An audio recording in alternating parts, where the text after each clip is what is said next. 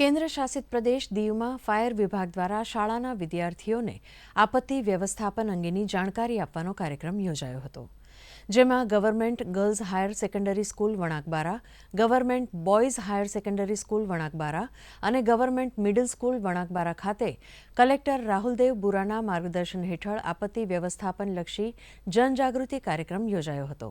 આ કાર્યક્રમમાં 1000થી વધારે વિદ્યાર્થીઓ ઉપસ્થિત રહ્યા હતા।